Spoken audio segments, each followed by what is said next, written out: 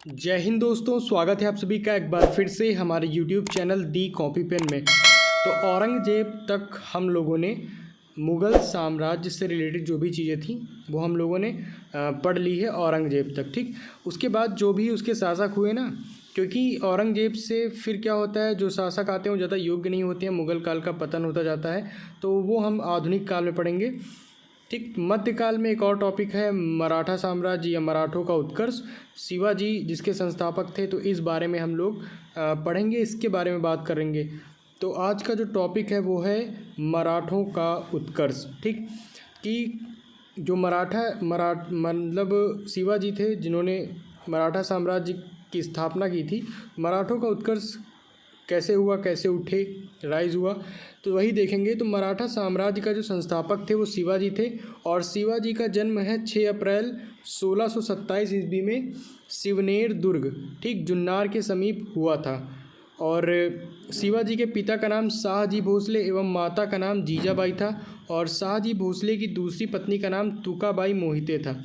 शिवाजी के गुरु का नाम याद रखिए कोंडदेव था। शिवाजी के गुरु का नाम क्या था? कोंडदेव।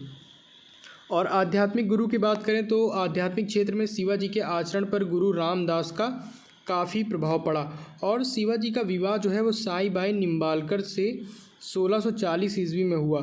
शाह जी ने शिवाजी को पूना की जागीर प्रदान कर स्वयं बीजापुर रियासत में नौकरी कर ली। अपने सैन्य अभियान के अंतर्गत 1644 ईस्वी में शिवाजी ने सर्वप्रथम बीजापुर के तोरण नामक पहाड़ी किले पर क्या कर लिया? अधिकार कर लिया। ठीक, उसके बाद 1656 में शिवाजी ने रायगढ़ को अपनी राजधानी बनाया। शिवाजी ने राजा की उपाधि औरंगजेब को दी थी, और बीजापुर के सुल्तान ने अपने योग्य सेनापति अफजल खां को सितंबर 1659 में शिवाजी को पराजित करने के लिए भेजा। लेकिन भाई शिवाजी ने 10 नवंबर 1659 को बड़ी सूझबूझ से अफजल खां की हत्या कर दी। शिवाजी ने सूरत को 1664 एवं 1670 में लूटा। 1664 और 1670 में लूटा। अब यहाँ पे एक इम्पॉर्टेंट पॉइंट आती है, पुरंदर की संधि 1665। तो पुरंदर की संधि 1665 में किन के बीच हुई थी? तो महाराजा जयसिंह और शिवाजी के मध्य संपन्न हुई थी। और 1672 ईस्वी में शिवाजी ने पन्हाला दुर्ग को बीजापुर से छीना। 5 जून 1674 की बात करें तो 5 जून 1674 ईस्वी को शिवाजी ने रायगढ़ में वाराणसी के प्रसिद्ध विद्वान श्री गंगा भट्ट द्वारा अपना राज्याभिषेक करवाया।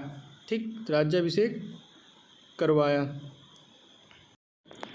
मूल रूप से गंगा भट्ट महाराष्ट्र का एक सम्मानित ब्राह्मण था जो लंबे समय से वाराणसी में रह रहा था। इसके बाद शिवाजी को औरंगजेब ने मई 1666 ईस्वी में जयपुर भवन में कैद कर लिया, जहां से वे 16 अगस्त 1666 से भाग निकले। मात्र 53 वर्ष की आयु में 3 अप्रैल 1680 को शिवाजी की मृत्यु हो गई।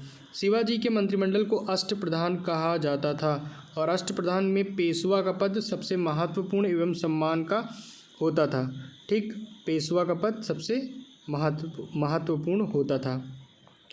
इसके बाद शिवाजी के दरबार में मराठी को भाषा के रूप में प्रयोग किया, और शिवाजी की 3 महत्वपूर्ण भागों में विभक्ति क्या? सेना।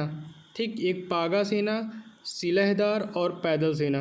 पागा सेना में क्या थे? नियमित घुड़सवार सैनिक थे। सिलहदार में अस्थायी घुड़सवार सैनिक। वहीं पैदल में पैदल सेना थी।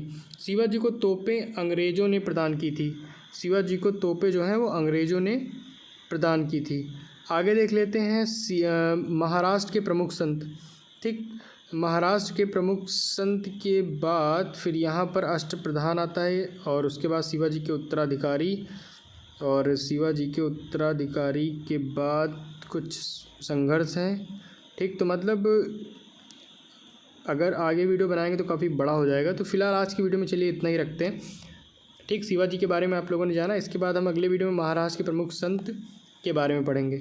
ठीक, तो आज की वीडियो में इतना ही है। वीडियो में अंत तक बने रहने के लिए आपका बहुत बहुत धन्यवाद। मिलते हैं हम लोग अपने अगले वीडियो में।